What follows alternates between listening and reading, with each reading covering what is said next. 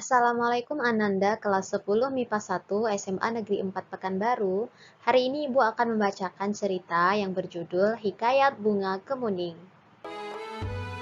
Hikayat Bunga Kemuning.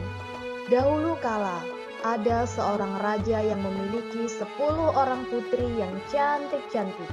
Sang raja dikenal sebagai raja yang bijaksana, tetapi ia terlalu sibuk dengan kepemimpinannya. Karena itu, ia tidak mampu untuk mendidik anak-anaknya.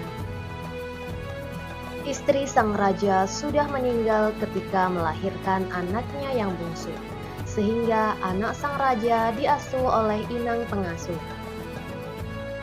Putri-putri raja menjadi manja dan nakal. Mereka hanya suka bermain di danau. Mereka tak mau belajar dan juga tak mau membantu ayah mereka. Pertengkaran sering terjadi di antara mereka.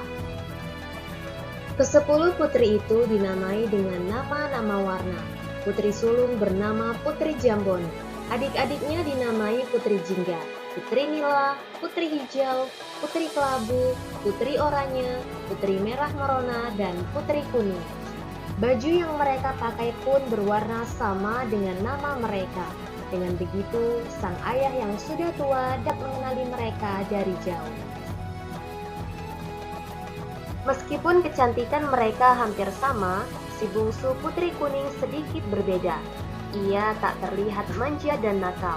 Sebaliknya, ia selalu riang dan tersenyum ramah kepada siapapun.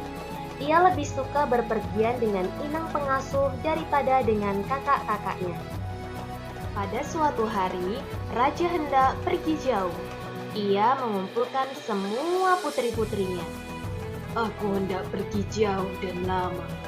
Oleh-oleh apakah yang kalian inginkan? Tanya raja. Aku ingin perhiasan yang mahal, kata Putri Jambon. Aku mau kain sutra yang berkilau-kilau, kata Putri Jingga. 9 anak raja meminta hadiah yang mahal-mahal pada ayahanda mereka. Lain halnya dengan Putri Kuning. Ia berpikir sejenak, lalu memegang lengan ayahnya. Ayah, aku hanya ingin ayah kembali dengan selamat, katanya. Kakak-kakaknya tertawa dan mencemoohnya.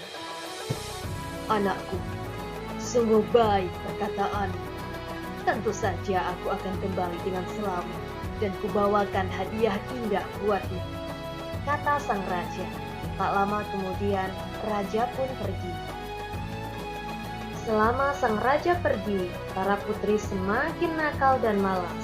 Mereka sering membentak inang pengasuh dan menyuruh pelayan agar menuruti mereka. Karena sibuk menuruti permintaan para putri yang rewel itu, pelayan tak sempat membersihkan taman istana. Putri Kuning sangat sedih melihatnya, karena taman adalah tempat kesayangan ayahnya. Tanpa ragu, Putri Kuning mengambil sapu dan mulai membersihkan taman itu. Daun-daun kering dirontokkannya, rumput liar dicabutnya, dan dahan-dahan pohon dipangkasnya hingga rapi. Semula inang pengasuh melarangnya, namun Putri Kuning tetap berkeras mengerjakannya. Kakak-kakak Putri Kuning yang melihat adiknya menyapu tertawa keras-keras. Lihat, tampaknya kita punya pelayan baru, kata seorang di antaranya. Hai pelayan, masih ada kotoran nih, ujar seorang yang lain sambil melemparkan sampah. Taman istana yang sudah rapi kembali acak-acakan. Putri Kuning diam saja dan menyapu sampah-sampah itu. Kejadian tersebut terjadi berulang-ulang sampai Putri Kuning kelelahan. Dalam hati, ia bisa merasakan penderitaan para pelayan yang dipaksa mematuhi berbagai perintah kakak-kakaknya. Kalian ini sungguh keterlaluan. Mestinya ayah tak perlu membawakan apa-apa untuk kalian. Bisanya hanya mengganggu saja, kata Putri Kuning dengan marah. Sudah aku bosan. Kita mandi di danau saja, ajak Putri Nila. Mereka meninggalkan Putri Kuning seorang diri. Begitulah yang terjadi setiap hari, sampai ayah mereka pulang. Ketika sang raja tiba di istana, kesembilan putrinya masih bermain di danau, sementara Putri Kuning sedang merangkai bunga di teras istana. Mengetahui hal itu, raja menjadi sangat sedih. Anakku yang rajin dan baik budi. Ayahmu tak mampu memberi apa-apa selain kalung batu hijau ini. Bukannya warna kuning kesayangan, kata raja. Raja memang sudah mencari-cari kalung batu kuning di berbagai negeri. Namun, benda itu tak pernah ditemukannya. Sudahlah ayah, tak mengapa. Batu hijau pun cantik. Lihat, serasi benar dengan bajuku yang berwarna kuning, kata Putri Kuning dengan lemah lembut. Yang penting, ayah sudah kembali. Akan kubuatkan teh hangat untuk ayah, ucapnya lagi. Ketika Putri Kuning sedang membuat teh, kakak-kakaknya berdatangan. Mereka ribut mencari hadiah dan saling memamerkannya. Tak ada yang ingat pada Putri Kuning, apalagi menanyakan hadiahnya. Keesokan hari, Putri Hijau melihat Putri Kuning memakai kalung barunya. Wahai adikku, bagus benar kalungmu. Seharusnya kalung itu menjadi milikku, karena aku adalah Putri Hijau, katanya dengan perasaan iri. Ayah memberikannya padaku, bukan padamu, sahut Putri Kuning. Mendengarnya, Putri Hijau menjadi marah.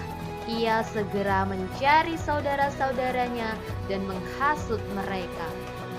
Kalung itu milikku, namun ia mengambilnya dari saku ayah. Kita harus mengajarinya berbuat baik, kata Putri Hijau. Mereka lalu sepakat untuk merampas kalung itu. Tak lama kemudian, Putri Kuning muncul. Kakak-kakaknya menangkapnya dan memukul kepalanya. Tak disangka, pukulan tersebut menyebabkan Putri Kuning meninggal. Nah, itulah tadi cerita tentang hikayat Bunga Kemuning. Terima kasih Ibu ucapkan kepada Ananda kelas 10 MIPA 1. Semoga cerita ini bermanfaat dan silakan ikuti arti arahan berikutnya.